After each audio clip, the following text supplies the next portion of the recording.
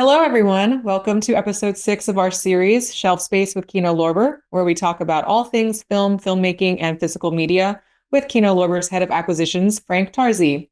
This month, we have a very special guest, Steve Mitchell. He is a true multi-hyphenate in the film world. His many hats include filmmaker, film historian, film journalist, cartoonist, screenwriter, and film commentator. Very excited to have Steve here. We'll also be answering your audience questions. So thank you to those who submitted via email. And if you want to submit a question for an upcoming episode, be sure to subscribe to our newsletter to get on our email list. And we ask that you please stick with topics of film and physical media. If you do have a customer service question, please submit them at the link in the video description below. Hello, Frank. Hello, Steve. How are you? I'm good. I'm thrilled to be here. Thrilled to have you here. We always start out by asking, how do you guys know each other? What's your history together? Well, you first, Frank. I think it was, I don't know, a few years ago. We were looking for different people to do it, recording, audio commentaries for us. And I think, Steve, you may have reached out for me for either jury. I think. What happened was Nathaniel Thompson wrote me in. Right. Because we worked together at Image Entertainment. I produced the extras on the Combat DVD series and Thriller, and we got to know each other. And, we're kindred spirits, of course. And he, at one point, just reached out and said, "Hey, you want to do either jury?" And I think it was Last of the Finest. And City of Industry. Those were right. I think the first. So the whole thing is that I think I had a Nathaniel was the first person that I used to deal with. So I could reach out to him, and then he would say, "Well, I'm going to do can I bring in Howard, Asperger with me, or Steve Mitchell?" And I'll be sure, fine. But now the three of you guys have become like you're on like industry because you guys do so many commentaries.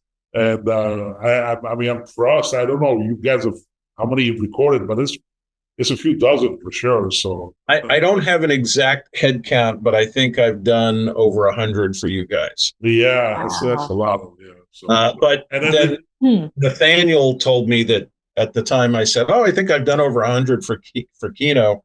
Nathaniel said, "I think I've done over 200." So, I think he's the leader of the pack.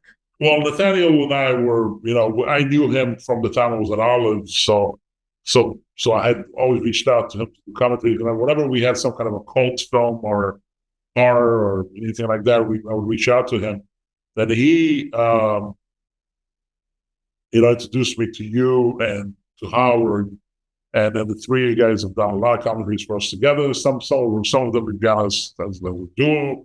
And other people have joined you sometimes too. Like I know with Nathaniel, sometimes Troy Howard he joined us for some. I think you and Troy and Nate are doing something together. We just did, I think, Battle of the Commandos, which is due out soon.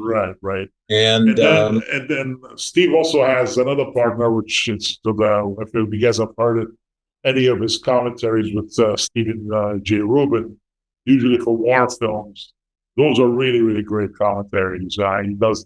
Thanks. The two of them really do a great job. I'm sometimes when some of those films go out of print, I'm like, that commentary is also going out of print. So, like Forrest Stem from Navarone, I really love the commentary you guys did for that one.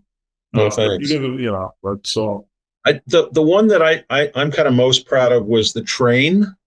Yeah, that's another really good one. The Train is, I think, my favorite John Frankenheimer movie.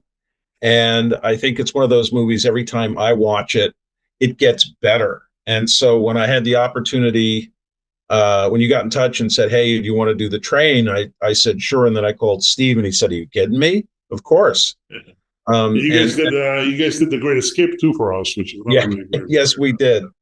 I think that was our epic. I think that movie runs almost 3 hours, and we actually did take a break, but normally we do these things in one take. Can you actually walk us through a little bit about the process, how this, commentary process works? Seems like you have a trusty team. Do you guys split, do you cover different areas of the film, or how does that work with you and your team? And overall? Well, I think it varies. All I know is, since listen, Howard and Nathaniel know so much. I cower in their shadow. I mean, they really have an IMDb in their head, and I thought I had one. Steve Rubin also was really great. Steve's a historian. So what I do, my process is once we get the assignment, I will usually go to the Margaret Herrick Library here in California, which is the Academy of Motion Picture Arts and Sciences Library. Spend a day. Sometimes I've spent 2 days there on Stalag 17. They had the production files for that. So, and Bridges of Toko Ri as well. So there was a lot to absorb and a lot to sort of write down and make notes about. So I do my day or so of research, and then I organize my notes kind of by topic. And, when Steve and I work, I say, usually Steve does the military history side of things for the most part. If there's a book that the movie was based on, if I can get my hands on it, I will read the book. I read Force 10 from Navarone was a good example of that. And, I just go there armed with as much as I can, and Steve does the same, and I know Howard and Nathaniel do as well. I just bring everything I think is interesting, and then we sort of talk about it a little bit, and then we start to record. That sounds like a legit process. Yeah, I mean, listen, I've worked with these guys before, and I know what they can do. And hopefully they know what I can do. And, somehow we make some sense out of it. Well, you've had a very, very vast and eclectic career. I mean, you've done everything from comics to writing Roger Corman produced B-horror movies and producing special features for home entertainment. Of course, now providing the voice on those special features as commentator. What have been your favorite areas, to work in? What would you consider some true highlights in your career? Career areas or commentary areas? Both. Okay. I'm kind of a jack of all trades and master of none. When I grew up in New York City, I had two real passions: comics and movies. And since I was closer to the comic book business, I found a way to insinuate myself into the business. I was going to the High School of Art and Design, which was 2 blocks away from DC Comics. And so, I was still a fanboy, and, another friend of mine from school and I went over there and pestered people. And so the guy who was running, I think, their production department said, if you're going to hang around, you might as well make some money. And this was on an Easter vacation. And he said, come in tomorrow.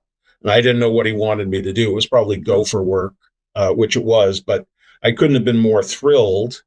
And yeah, they kind of liked me. They said, come back that summer. And that's kind of how I started to get into comics. But I was a freelancer for about 25 years. I inked comics at DC and Marvel.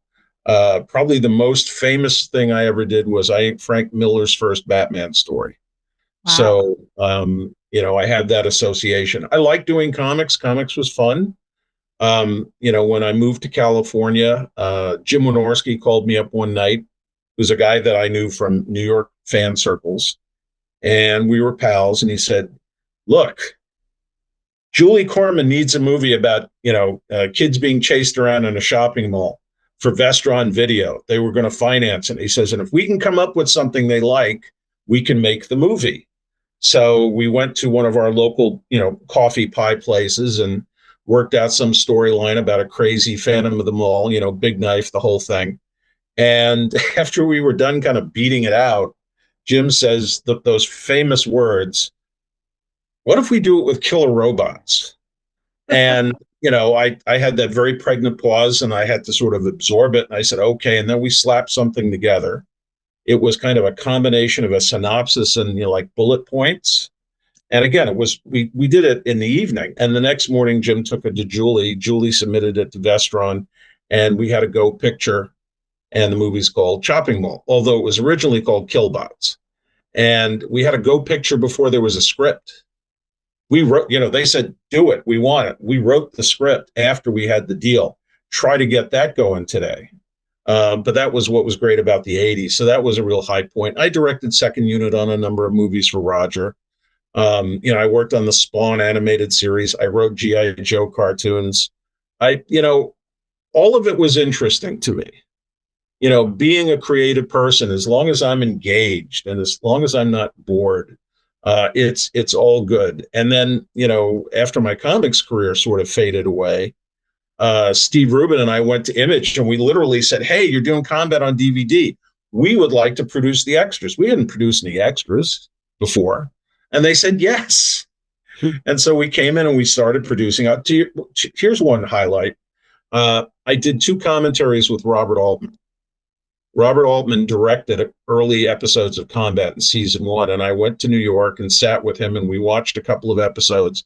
And the idea was, he was doing a monologue. I was feeding him questions, but they were going to cut me out because I didn't have the bona fides, to say, oh, yeah, with Steve Mitchell, who the hell was I? But it was great. And one of the things that was great about it was Robert Altman said, if I did these today, I don't know if I could do them any better. So it was intimidating, but exciting. And I think it was so great to get them on the record. And that's when I started to learn getting people on the record is so important. That kicks into my whole, historian DNA, to get these people to talk about what it was like, because what I started to find out with Combat, and then also when I produced Thriller up at Image, people pass away, and then those experiences pass away. Now, if it's somebody who's famous, like a Hitchcock or I'm blanking, but any Hawks, Ford, etc., those guys have lots of books. But people who do television don't necessarily. I did. Richard Donner directed an episode of Combat. It was fun to be around him. He was a great guy, and he apparently didn't get along with the cinematographer on the show. And he says, "Oh, I had some problems." I said, "Well, why don't you talk about it?" He says, "I don't want to say anything bad. He's such a nice guy." And I just say, "Well, just say that you guys looked at a scene differently and talked about how you solved it." He said, "Okay," because he didn't want to attack the cinematographer. So I helped Richard Donner with that moment. It's too bad he didn't do more episodes. He did a great job with it. And so everything that I've done, I've had these moments, small moments, not major moments, but little moments that I find it rewarding. The other thing that was great about doing Combat and Thriller and some of these other projects, and you interview people who worked on the shows, I get to hear it first. I was an enormous fan of Combat as a kid. I watched it with my dad. I was a little boy, but I'm getting to hear all this great behind the scenes stuff first. And so that's a thrill too. Absolutely. I mean, it's interesting that you say it's important to get people on the record because, Frank and I talked about how commentary they're pieces of history, very, very valuable pieces of history that are going to go into the archives. I remember a few years ago when we picked up a bunch of TV movies from Disney, and we got a chance to interview John Llewellyn Moxey, who, was a British director, came to America and became a TV director and made some of the more iconic TV movies, of all time. He made some great, great TV movies. And for us to be able to interview him and have him talk about five or six of his films was incredible. He was 93 years old when we interviewed him, and a couple of years later, he passed away. But that's a person that a lot of people would not even know who that is, and the fact that if you look him up on IMDb and you see like how much he's done and how many big TV movies he had directed, and we actually got an interview out of it. It was incredible to actually have that, and so yeah, it's like Steve said, Hawks and Ford and Capra, people like that. There's books and books written all about them, stuff like that. It's always the great B directors, the Don Siegels of the world. And Don Siegel's bigger, but I'm just giving you an idea. Some of the really good filmmakers from the 70s, from 60s, from the 80s that people don't even realize. Oh, wait a minute, that person directed this and also that, and then I'm like, wow, this guy is really good. And that was the surprise I had when I interviewed Moxey, because I really hadn't really heard of him too much. And when I did some research on him, I was like, wow, this guy has an incredible career, Yeah, he has, all these guys have craft and experience. One of the things that I always found interesting about TV, especially in the 60s, all of these guys who used to work for RKO and Republic and the B units at Columbia or Warner Brothers, those guys matriculated into television. And that's why TV looked so good back in the day, because you had these crafted pros all of whom worked on on small budgets and, quick schedules. And, the reason why we take old TV for granted on a certain level, at least the filmmaking, is because it looks good. And it looks good because they had all these great crafted pros. And Moxie, I guess, is probably most famous for he did The Night Stalker, didn't he? Yeah, yeah. Yeah, I mean, if anybody knows that name, they know it from that. But he did a great job. He's a crafted pro. And also a lot of Brits came over and started working television as well and brought their level of craft and expertise. Yeah. Well, going back like to, oh, Yeah, go sorry, ahead, go ahead. No. I was gonna. No, I was just gonna say that like you got a person like Llewellyn, Moxie, he directed, 30 or 40 films in England before he even came to America. He directed a bunch of British noir films and all this other stuff. So for him to do that and then come to America, and I think he made one or two American features, and then he just got TV. And TV is a very comfortable job for filmmakers, because especially if you get attached to a series, and then you ended up directing 8 or 9 episodes, and I know that I've interviewed a few directors that had a pretty good career in the 80s and the 70s or whatever. Now all they do is direct episodes of TV shows. Even like some really famous people like John Landis now directs TV shows. Because it's those shows are kind of directing episodes of a TV show that's already been set up, and they have a look to it and a style to it. It's just they bring a talented filmmaker, and the filmmaker maybe adds a little bit of their own style to it. But overall, it's a great job to have. It's especially if it's a well-regarded TV show. Yeah, and I know that Joe Dante was directing episodes of Hawaii Five-0, so he's getting paid to go to Hawaii to work, but he can hang out in Hawaii afterwards after he works. Back in the old days, the story used to go, people loved being on the old Hawaii Five-0 because they would fly people in, put them up at like one of these really, really nice resort hotels, and they work a couple of days and they get a suntan at the same time. So, sometimes going on location can be fun. Well, that's like the famous Michael Caine, when they asked him why he did Jaws 4, and he was like, well, I looked and said they were shooting in the Bahamas. Why not? Why not? He said, it's going to be a nice vacation for him and his wife, So, it's there are times where actors would probably just look at this is going to be shot in Hawaii. It was great. Yeah, absolutely. Well, I wanted to go back a little bit through your career, Steve. Sure. And I just wanted to ask, are you just naturally gifted at, are you a trained illustrator, cartoonist? Are you artist? Or are you trained screenwriter? Or did you kind of just pick up these skills on the job? And then, did you ever decide consciously, what, I want to try this next? Or was it just kind of naturally one thing led to another? Well, I'm gifted at nothing. Everything is sweat equity with me.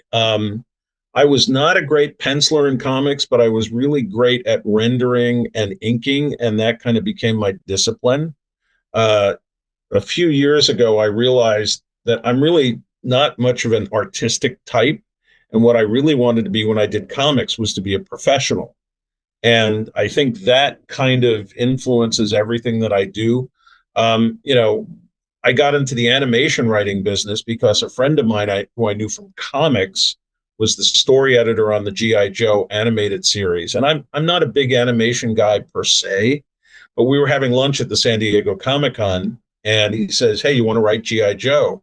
And I said, why are you asking? I'm not really an animation guy. And he said, yeah, but you're a movie guy, and I don't want animation writers. I want movie writers. And I said, okay, well, how do I said this, I was talking to Frank about a hook. I need a hook on something. When I do commentaries, I like to have a hook. Well, with animation, my attitude was, well, I'm not going to write it as a cartoon. I'm going to write it as live action.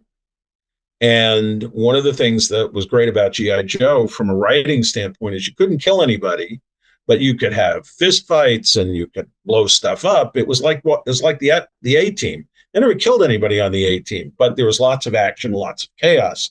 Same thing was true with G.I. Joe. So I just literally saw all the characters on the model sheets as real people. And when I was writing it, the idea was to write, this like 25-minute feature or, short story. And that's kind of how I did it. And I did that for a while. I think I wrote one or two Transformers. Again, I kind of got to loop with a company. I seem to get lassoed into these things. And, I worked on the HBO Spawn series, but in a more, in an artistic context. I would take storyboards and then finish them off. They had a thing. What was the term? It wasn't inking like comics. Whatever it was. I was doing that, and that was fun to do as well. And all the while, I was continuing to freelance in the comic book business. And then around the turn of the century, that faded away, and I was looking for something else. And I'd written a couple of features, low budget features, and I'm always writing. But I was spoiled by Chopping Mall. It was such a quick sale. And then I kind of fell backwards and sideways into doing special features, and which kind of led to me directing my first documentary feature, which was King Cohen. And again, it's funny how life works.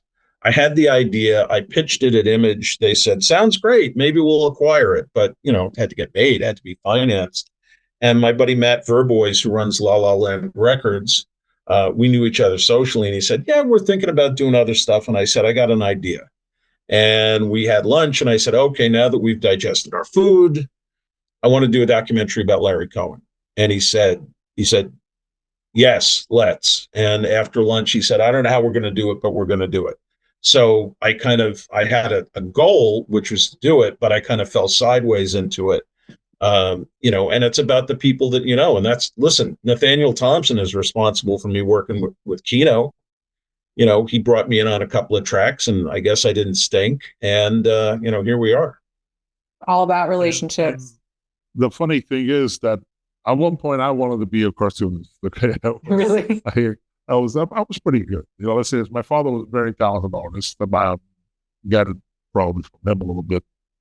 But I always felt like if I can't be one of the best, I don't want to do it. So that's the way I always looked at it. And I was in class. We were doing the same thing, and I saw this Korean kid next to me just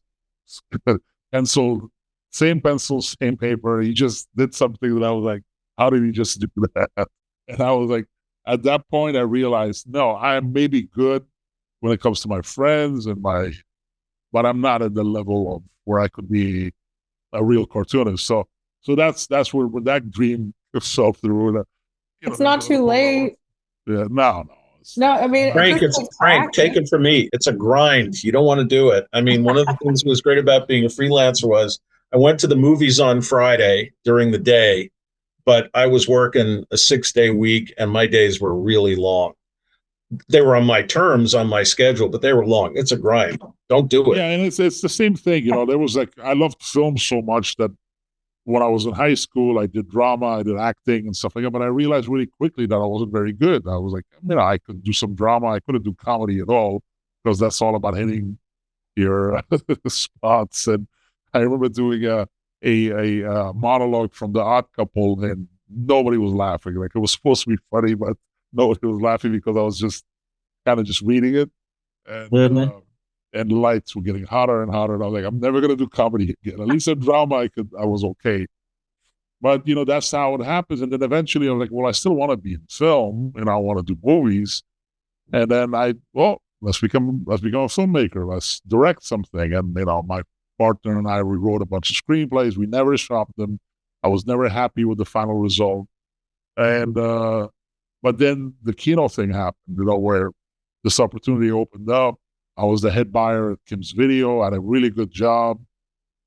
Had a free apartment, which was in Manhattan, a free apartment. That's rare. And you won the lottery.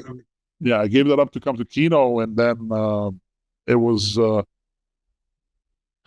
originally when I came to Kino, I was like, I'm going to be here for about 3 or 4 years, and I'm going to go become a filmmaker. But when the job becomes successful and you have people depending on you and stuff like that, it's very hard to go after your dreams. And I never did. So, but I'm still releasing films that I really love.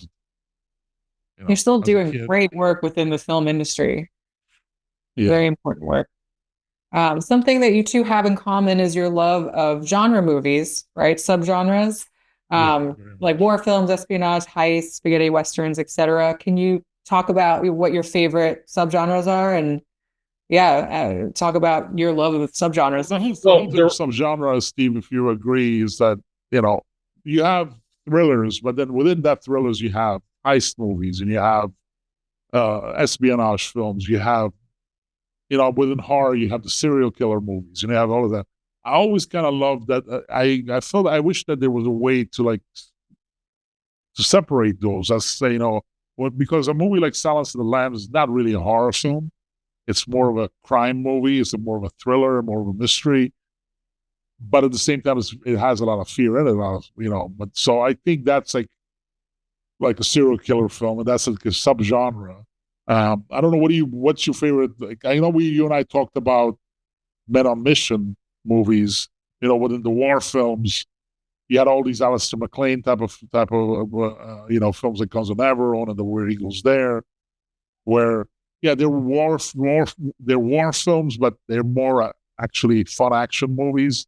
They don't deal with the horrors of war and stuff seriously. So to put like Full Metal Jacket on the same list as the Guns of Navarone is idiotic, because they're completely different types of films. So I don't know. What do you feel like about what's your favorite subgenre? Would you say? well, film noir, which is a really huge distinction. Uh, I like the cop noirs. T-Men. He Walked by Night is an insane favorite. I love that, and I That's an love that you amazing guys, movie. put that out. I wish I could have gabbed about that one, but people smarter than me did it, which is good. Um, uh, Shield for Murder, which is another noir. It's like I think one of the great noirs, and one, That film you is know, insane. Yeah, like it was yeah, a I mean, discovery for me. Like I yeah, acquired it. I had never seen it. With Edmund O'Brien, he co-directed it and stuff like that. So we put it out, and I watched the film. I'm like, holy, this like he is such a bad guy in that movie. Like it was like so ahead of its time. yeah. The cop noirs are kind of my favorite. I love cop movies in general. The French Connection is my second favorite movie. Okay, my first favorite movie is The Thing, the original, Howard Hawks produced Thing. Although I love Carpenter's as well. Just a great story. A lot of the war movies that are my favorites, like you were alluding to before, Frank, they're not trench warfare movies. They're adventure Yeah, movies. And Frank and I are sort of twin sons from different mothers because we grew up in the same part of northern Queens, or similar, close enough. But I read all those Alistair MacLean books, and I couldn't wait to see the movies when they came out. I mean, Where Eagles Dare is in my top 50 list. I was thrilled when you guys put out When Eight Bells Toll, because I think that's a gem. We called it a working class Bond movie in our commentary. Um, I like crime movies. I'm very fond of movies in general from the 70s. I think it was a combination of new Hollywood and old Hollywood kind of sometimes clashing, but also working together. I mean, it was a thrill to do Prime Cut with Nathaniel Thompson for you guys, because that's a movie I took a lot of crap for back in the day. I went to see it on opening day. Lee Marvin, Gene Hackman, of course, I got to go see it. And I was telling, this movie's great. It's great. Everybody saw it, and they just gave me no end of shit for it. But I think my enjoyment of that movie has been borne out over the years because it's now considered a classic. yeah, and Um, those like that's another thing. If you go read the reviews of those movies when they came out, oh man, they're now right now Prime Cut is considered a classic. Most people dismissed it as schlock, and we cannot believe that two actors in the caliber of Lee Marvin and Gene Hackman would appear in something this. But the first time I saw it, I saw it on VHS on Key Video, and it just, of course, it was pan and scan. Of course, it wasn't like the way it should have been seen. But the film blew me away. I was like, wow, this is an incredible film. So, and then I, finally I it came. screened I screened that with a bunch of my film loving pals, and one of them had never seen it. And he has like this giant 120-inch projection system. I mean, why leave home when you've got that? And so we were watching the 4K, and the 4K is struck from the negative, looks amazing. And he just, after it was over, he said, wow, I had no idea. I didn't know about this movie. And it was sort of great to be able to share that to somebody who could appreciate it. And the great score, underrated score. Schifrin. The Yellow Schifrin, and the supporting actors are like, it's like, you cannot make movies like that anymore. It's just like that film is so politically incorrect, and also, I mean, in a lot of ways that it cannot be made. But at the same time, like you said, I remember Alicia, a few episodes ago, I said like my favorite time in film and music is from like 67 to 76. Yeah. So because that's when, like, I think drugs had a lot to do with it. I think that was part of it. But I look at the Beatles, pre-67, 67, like, Love Me Do, and then they're doing something as like Sgt. Pepper and stuff. So there's a distinct divide. Yeah, there was something that was going on. There was something in the water during that period. Hollywood had like failed with so many big blockbusters that they were trying to do the whole Hollywood, and these films would come out and just fail. And then here comes Easy Rider, made for no money, becoming a huge, huge hit. So it was the first time where filmmakers were given freedom to make the kind of movies they wanted to make. And, you look at something like Electric Glide in Blue, that movie would never be made today. It's a strange film, but it's like one of the most beautifully made films. It's like an incredible accomplishment. And it's the one film, a lot of people do say that the writer directed most of the film, but I don't know, who knows what, but it's the one film that the guy ever directed. He was the producer of the band Chicago. That's why Peter Cetera and all of them appear in the movie as bikers. Well, I think Conrad Hall probably had a lot to do with the success. That's who I would give a lot of credit to. You look at Conrad Hall, if you look at his career, he worked so many times with first-time filmmakers. Like the person that's making their film debut, their first film they ever directed, here comes Conrad Hall. Because he was like a security blanket for young filmmakers. To have that kind of a talent, and also, I think he was for everybody that talks about him, say he had no ego, even though as great as he was, he knew how to work with young filmmakers and how to explain things to them. And but I remember there was a period where I looked and I was like, wow, I think he's worked like 4 or 5 different directors, making their film directorial debuts, and with Conrad Hall. So, and he worked with a lot of the old pros too. I mean, one of my favorite Western is The Professionals. I don't think it's the greatest Western of all time, but it's up there. But it's my favorite. And Conrad Hall did an amazing job shooting that. Panavision, Technicolor. It's in addition to just being a great movie, it's a great looking movie. I love that film. I love it. It's one of my favorites of all time. And again, that's a film. Yeah, it's a Western. It's also kind of an adventure film because it has an epic feel to it. But that cast, that cast, like, you never see anything like that today. You see, you have Lee Marvin, Burt Lancaster, Robert Ryan, Woody Strode as the professionals, and then you have Jack Palance as the heavy, and Claudia Cardinale, and of course Ralph Bellamy, like playing such a sleazebag. There's that great line in the movie, you probably know it better, about the bastard. It was like, I don't know. Yeah. He goes, Ralph Bellamy says, "You bastard," and Lee Marvin says, "Yes, sir. In my case, an accident of birth, but you, sir, are a self-made man." Well, on it's that note, one of many great lines in that movie. That movie is an unbelievably well written. Yeah. I wish we could talk about the movies that you guys love for the next, few hours, but unfortunately we do have to get to audience questions. But I do have one more question before we open it up to audience questions. Since this is a show about physical media, Steve, I got to ask, do you collect yourself? Yeah, I do. What's interesting, or at least I think it's interesting, what I think about it is I'm not as big a collector as some of my pals. And I think that's because I'm not young anymore. So the stuff I tend to buy is not based on the merit of the movie always. It's based on the rewatchability. The other thing is that because I like genre movies, noirs, B's, all that stuff, those movies get shown on, say, something like Turner Classic Movies every once in a while. But if it's a movie I really like, I want to have 24-hour access to it 7 days a week. We never close, as Al Pacino says. And so, yeah, for me, it's about rewatchability. Every once in a while, there'll be a movie that I know I really like that has a lot of extras in it that I want to see. So I will purchase that. But for example, Lawrence of Arabia, which is by any yardstick, one of the all-time great movies, I watch that movie maybe once every 10, 15 years.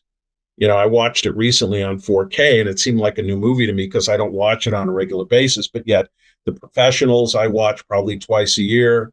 Movies like McClintock, The Thing I've watched, the original Thing I've watched probably 400 times since I was a kid. The Giant Behemoth is my favorite Ray Harryhausen movie.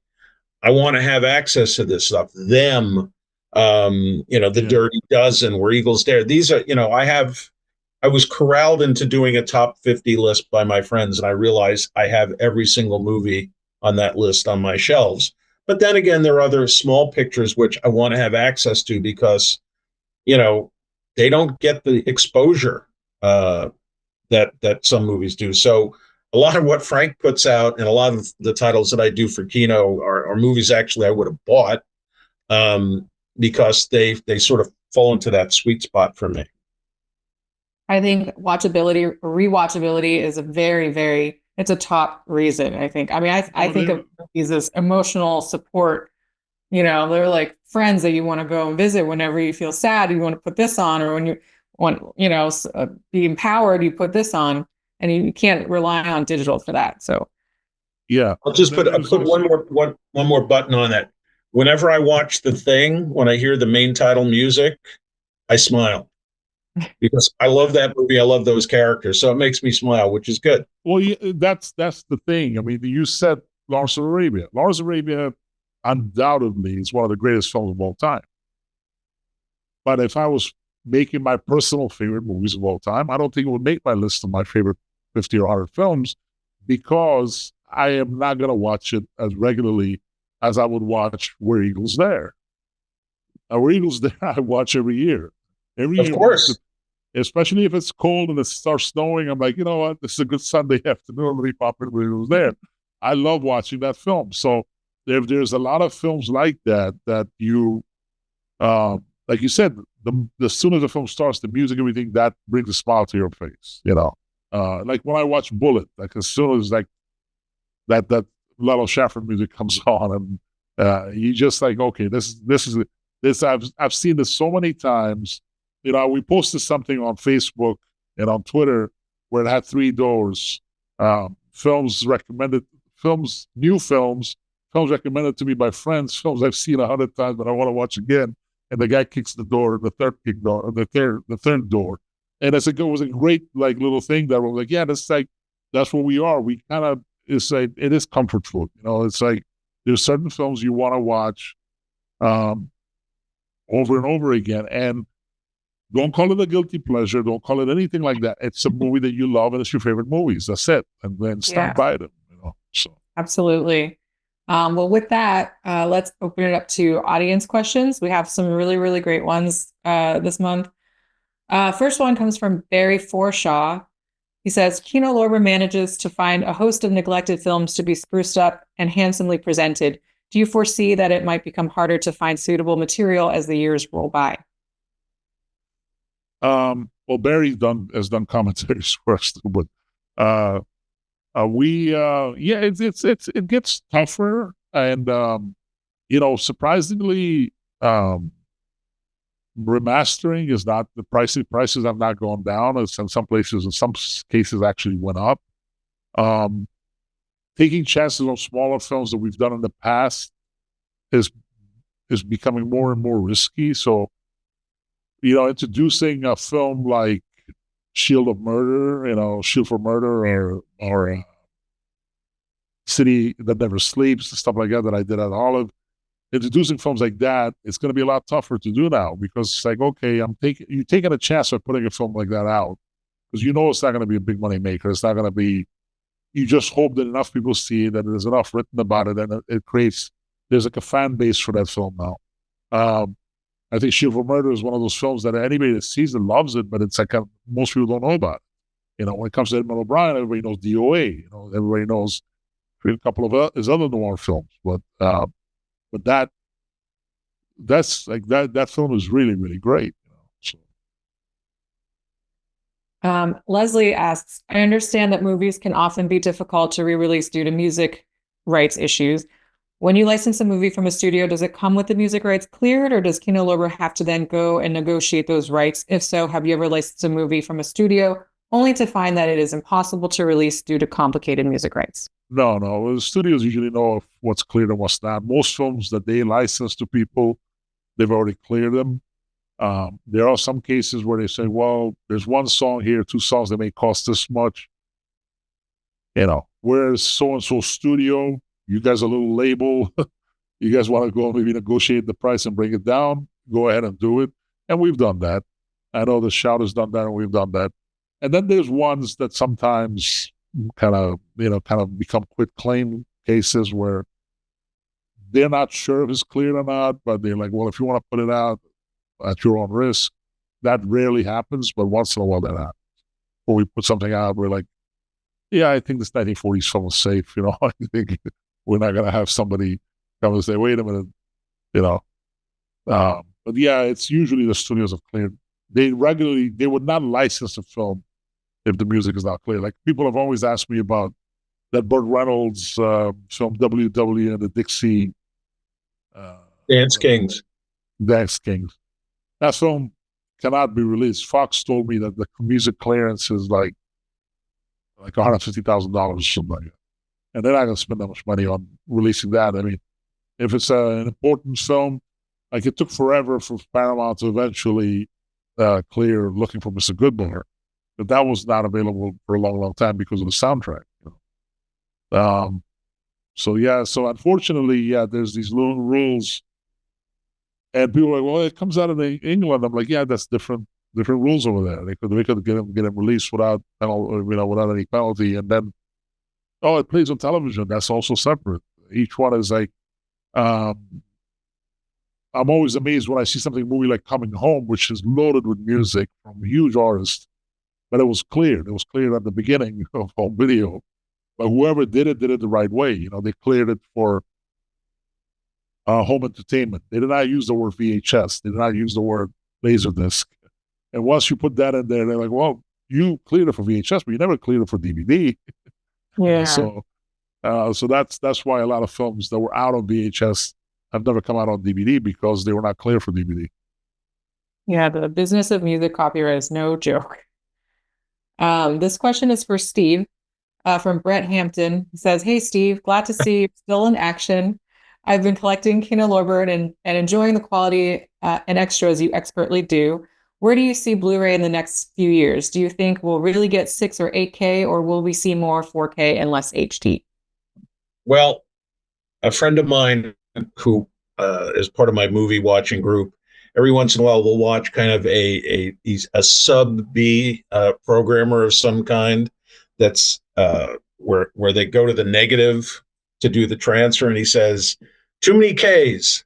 And so I don't know what's going to happen to Blu-ray and 4Ks. I mean, Frank would know that better than I am. I hope it sticks around.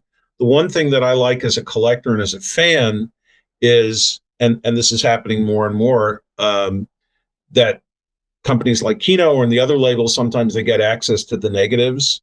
And when you see transfers from the negatives, especially with current technology, they look better than the prints ever did, even on day one. I think I'm constantly amazed when I see movies like AIP movies. You see them on Blu-ray or even 4K. They look so much better. They look probably like the way the filmmakers intended them to. I remember Larry Cohen made a joke with me. You know, we were talking about Movie Lab, and he goes, "Oh, Movie Lab." This is my bad Larry Cohen impersonation. "Oh, Movie Lab. They never changed the bats. That's why the prints look so bad." So even if you saw a brand new print, you weren't really seeing the movie that was shot or made. I mean, again, going back to Prime Cut, it was just a great example that when it was like seeing the movie for the first time for me. That the elements, the camera elements, were so great, and with the 4K transfer, what a treat! And there's also films like, well, one of your favorites, The Train. Our transfer 4K 4K release of that is like so much better than anything that's ever been put out before. It's eye-popping. It's stunning. That's how amazing it looks. And when you watch something like that, you're like, well, I'm positive when that film played in theaters, it's not going to look as good as that. No, not at all.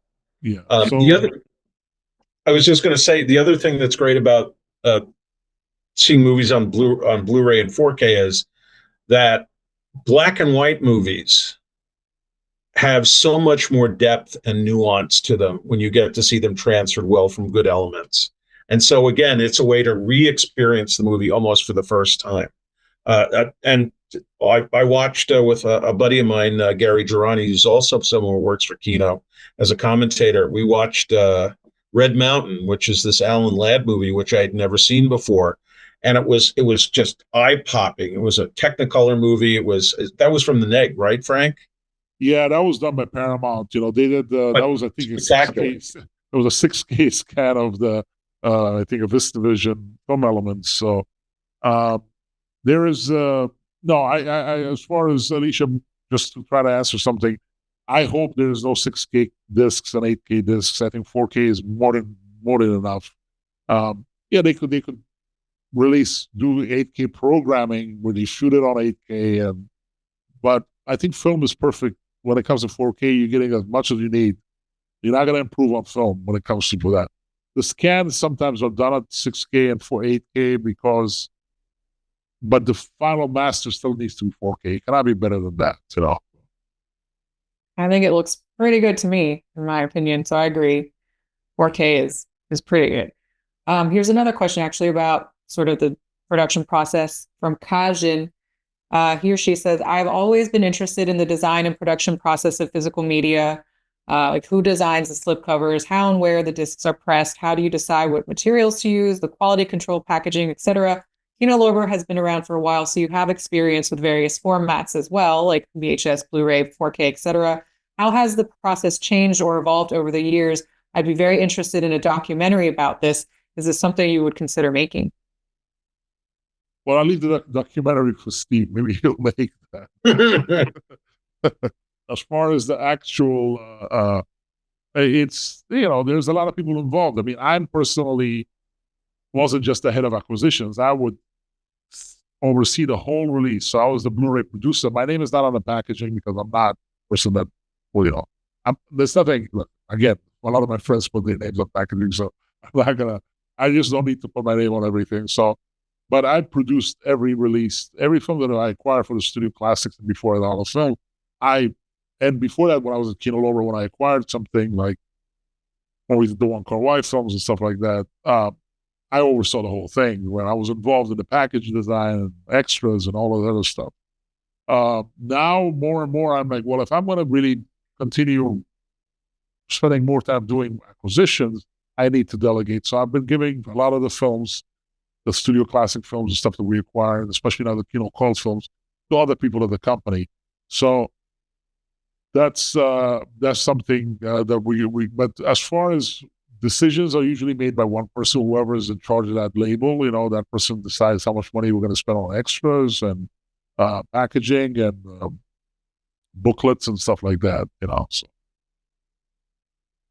So maybe a documentary about this. I mean, I feel like this show is essentially a masterclass in the whole process and the production process. But for like the real passionate people out there who want to learn more, a documentary could be cool.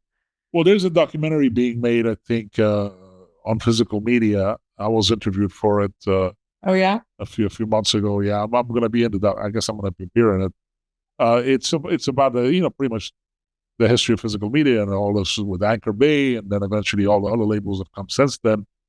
And I'm pretty sure that's going to be really interesting, especially if it's well edited and well directed.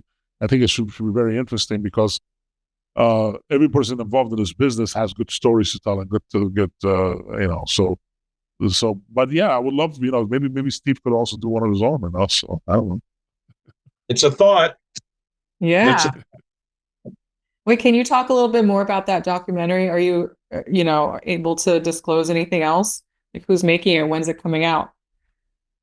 Well, King Kong came out already. Oh, you're talking about my doc? Oh, you No, I was talking about the physical media documentary. Yeah, right. Well, it was, what was it called? Oh, I forgot. It had like a really catchy name. I remember that. No, they said it was going to come out this year, so it was going to go on. They're going to try to play it in theaters, but most likely it's going to go directly to one of the big streaming platforms. So they're probably going to try to get it on Netflix or HBO Max or somebody like that. So kind of ironic, but okay. But it had like a really catchy name. I forgot what it was. It was something like Obvious, but it was really good. Oh, cool. Looking forward to that. We have a question from Blake Hinkle. He's asking, will Kino ever start releasing early 2000 comedies that have never made it past DVD? I would love to see Grandma's Boy or The Goods on even Blu-ray. Thanks.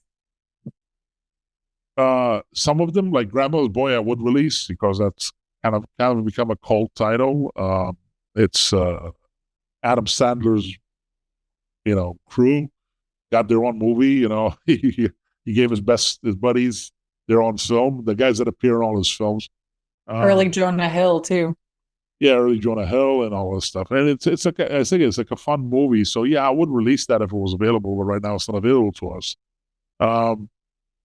But not all the comedies are equal. I can't like we're about to release Billy Madison and Happy Gilmore on 4K because those films have become kind of cult classics. Not everybody would agree that they're cult classics. Not everybody would say, but there is like a big following of those films. And so for that reason, it's a lot less.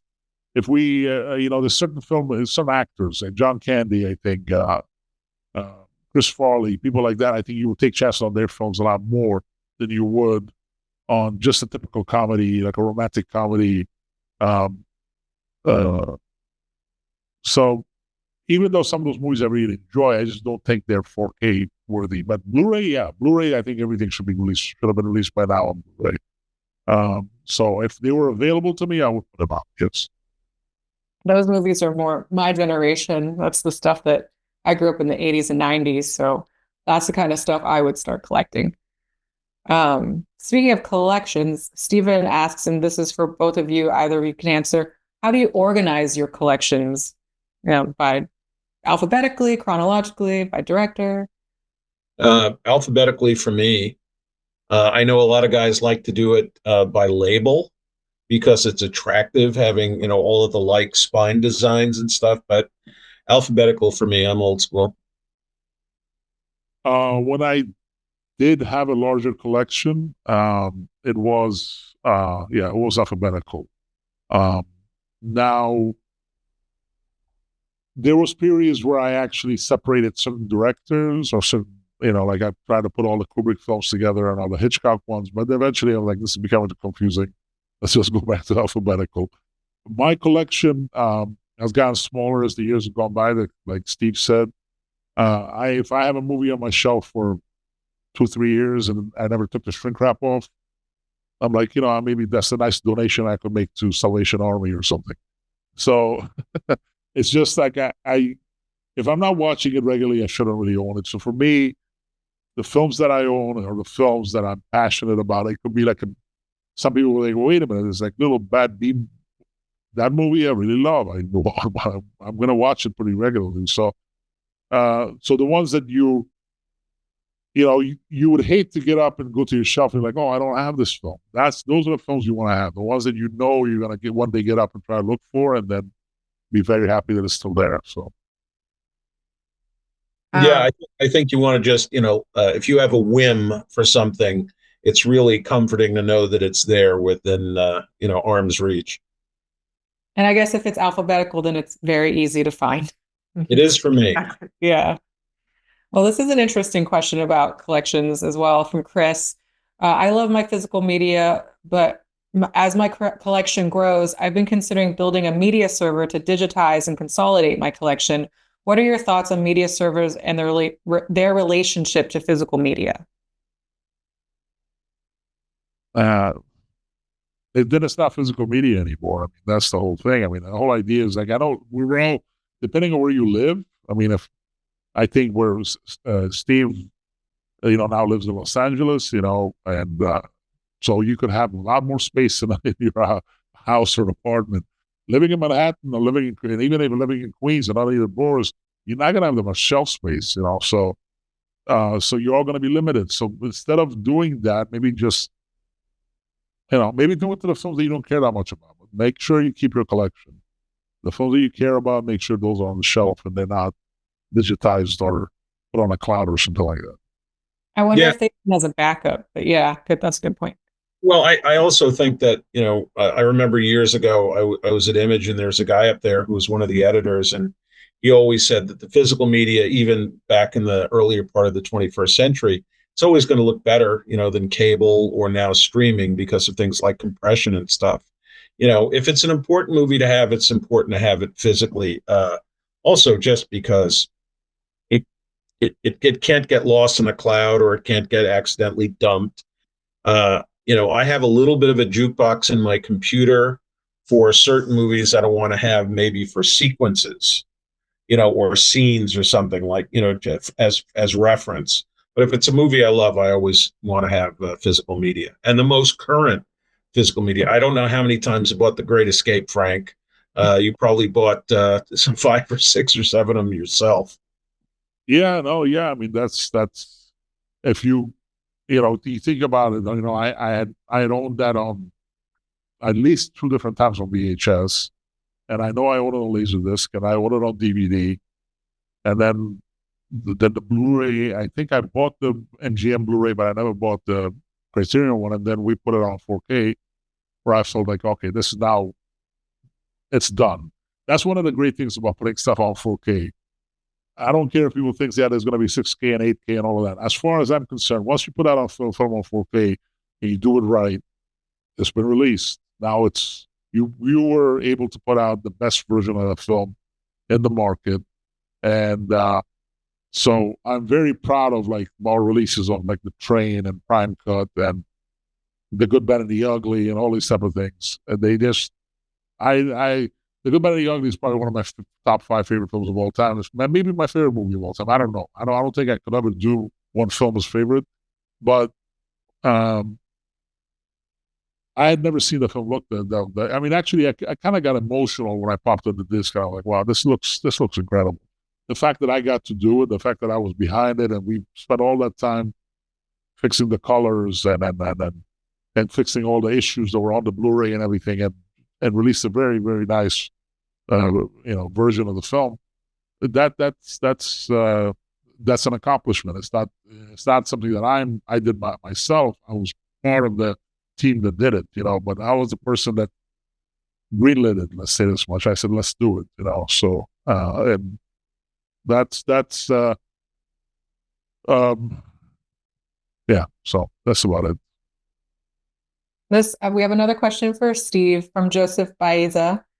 Joseph asks, can you tell us a little bit about your experience working on Chopping Mall? Are you shocked about the cult status it has reached nearly 40 years later? Well, no one's more surprised about the cult status than I am. In fact, Jim Wynorski, one day, this is probably about 10, 15 years ago, he said, when was the last time you looked at the IMDb page on Chopping Mall? And I said, I don't know. He says, go look at the comments. Pages and pages of comments about how much people like that movie, which was certainly very gratifying because when it was released in the theaters, we got, excoriated by the critics. We got slammed. Even the genre critics, I think, slammed it. But the fact that it has remained so popular over the years, it's extremely gratifying. And one of the things that was nice about something Chopping Mall related is we had a 29th anniversary screening at the American Cinematheque out here in Los Angeles. I don't know why it was the 29th and not the 30th, but okay. So, it was what it was.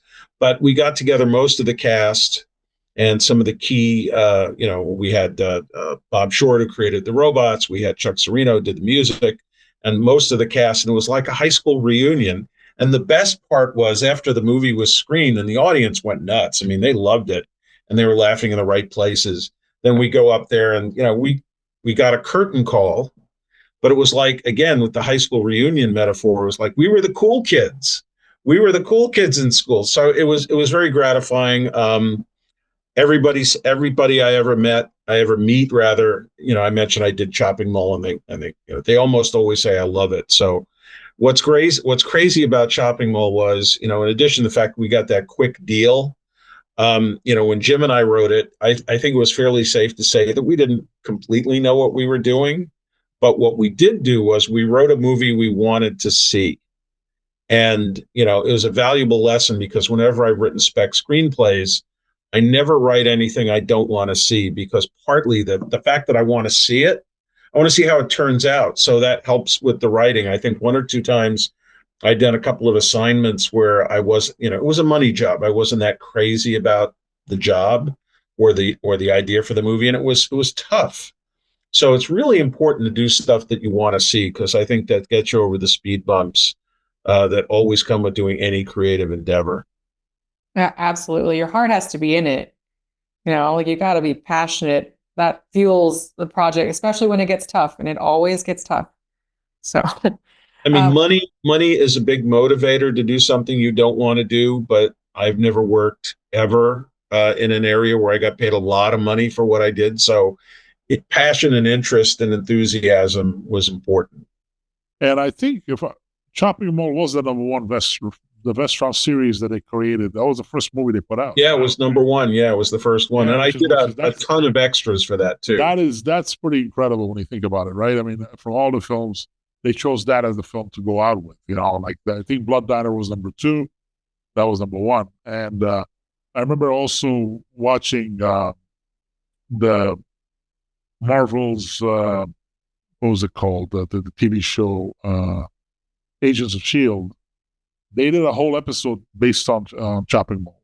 Yeah, I know. I heard about it. They paid homage to her. They were like they did the whole, they had those robots chasing people. It was like, then there was at least 3 or 4 times in that show where they talked about, oh, have you ever seen Chopping Mall? Yeah, it's great and stuff like that. So it's always, that's probably like, if you just imagine you're just watching TV, Steve, and you're just watching that episode of that TV show, and they say that's probably really gratifying. I probably would have done a spit take if I was drinking something. No, it's very gratifying. And, one of the things that's interesting about doing, quote, horror movies, and when you really get down to it, Chopping Mall is more of an adventure movie. It's a chase movie. It's a thriller. It's not really a horror movie per se. But anyway, it's considered a horror movie, which is fine. Is that horror fans, man, if they like you hard, and they like you long time. And that's really nice. Are you going to do a special for the 40th? I don't, no one's talked about it, but I will say, the Blu-ray that's out there has got an awful lot of stuff in it about behind the scenes stuff. And again, circling back to the beginning of this conversation, it was nice to get a lot of people on the record, talking about it and getting their memories down, because I mean, I lived it, but, and it was a great experience. You talk about experiences, Alicia, that was it's like going to grad school. And the fact that we had the Sherman Oaks Galleria for 20 nights and we just went nuts. So that was a lot of fun too. But I'm just, I'm glad we got it on the record, and I'm glad people enjoy it. Well, the other thing I could tell you is that almost every label in the business, Shout, our, Kino Studio Classics, Scorpion, Code Red, we would have loved to release that film on Blu-ray. So it wasn't like I was working on a deal with Lionsgate a long time ago, and that was one of the films that was on my list. So just eventually the deal fell apart, and then they decided to start doing their own line. But there was a short period of time that I thought I may actually get Chopping Mall and Blood Diner and all those films and put them out on Blu-ray for the first time. So it wasn't just Lionsgate that decided to put it number 1. I think there were a lot of people that were big fans of that film. So yeah, I I'm still kind of amazed, to tell you the truth. And I think the reason it's horror is because of all the blood. That's why it's horror, because it is very bloody. So the name. Well, we do have we do have the second greatest head explosion in cinema history. That's definitely, that's a great feat. Well, we have time for one more question. We're actually a little over time, but just want to ask one more question because this is the question, I feel like, from David Hollingsworth. Hi, Frank and Steve. What do you think about the future of physical media? You want to go, Steve? Sure. I hope it lasts forever. As a fan, as a collector, because the idea of having movies that I love, transferred from the very, very best elements with the latest technology. We were talking before about The Great Escape. I bought almost every release, and I think the Kino version is the definitive one for me. Not because I worked on it, not because I'm on this podcast, but the color was right. The color, it looked the way it was supposed to. The element was in great shape, and it's like, so to me, physical media and what Frank does and the other labels do is very important if you're a fan of movies, and I support it. And anybody I know who loves movies continues to support it. You can't rely on streaming. You can't rely on cable. You can't rely on syndication. If you love a movie, drop the dime, buy it. I sound like I'm a promotion for physical media, but I believe in physical media because it's important. It's important for me as a fan to have the best versions of movies I love. Right. Great answer.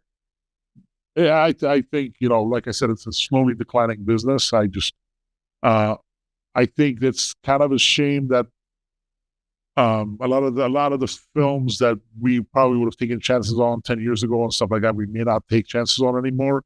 And nobody took more chances than I did, to be honest, because I've put out stuff that no other label probably would have released.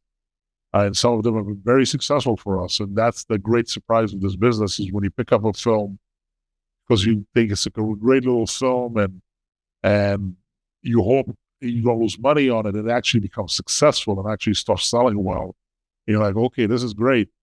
And in some ways you you kind of introduce that film to a whole new audience, So I hope there's still so many great titles that never been put out on Blu-ray. Forget about 4K, because 4K there's even more films, but there's so many really great films that still have never been put out on Blu-ray, or at least a good Blu-ray. Yeah, they've been put out on Blu-ray, but it was like a 2002 master that looks, like caca. So, so for us, we need to like continue. Just the most important thing is that for the studios to continue leaving the vaults open and allowing labels like ours to acquire these films and put them out, because they're never going to do it themselves. So if anybody like from the major studios is hearing this, is like, allow this to happen, because there's never no way you guys are going to ever put it out yourself. There's so many movies in each of these companies' libraries, especially the ones that haven't been licensing films for the last few years, that need to be released. And it's unfortunate that there's not a really good version of it. If you want to watch a film, like some great films, I'm not going to even name a studio. Like, there's some great 70s films that are, they have an HD master, but it's such an old HD master that there's no way. So when you see it streaming on HBO Max or something like that, it looks really bad. And it's sad, because those films, even if just got a brand new 2K scan, and I got a 2K master, it's going to look 10 times better than what it did 20 years ago. Yeah, the technology just gets better and better, and there are even some Blu-rays now that I look at, and I know just based on the work that you and everybody else does now, that you could take that same movie and redo it today, and it would look quite a bit better. Yeah. I'm not going to name any names. It's not one of yours, Frank, but there are a couple that I just go, man. Yeah, there's a few that we still have the old masters, and we haven't done a new transfer, but they're just not big enough sellers for us to do that. When I did the Missing in Action films, or Fletch and Fletch Lives, the previous masters were old masters. They didn't look very good.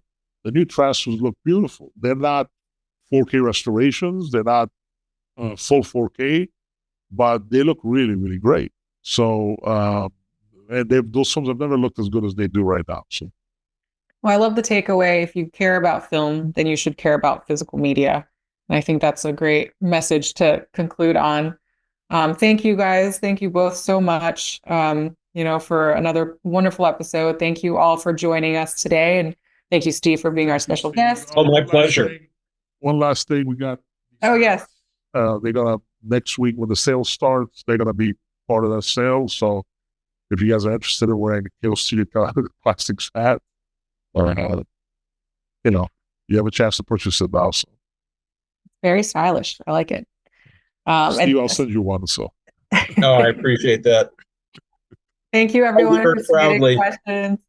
And of course, you can find the titles that we discussed today, along with thousands of others, at kinolorber.com or klstudioclassics.com. Both of those links are in the description below. And while you're there, sign up for our newsletter so that you can also submit questions in the future. And be sure to follow us on social.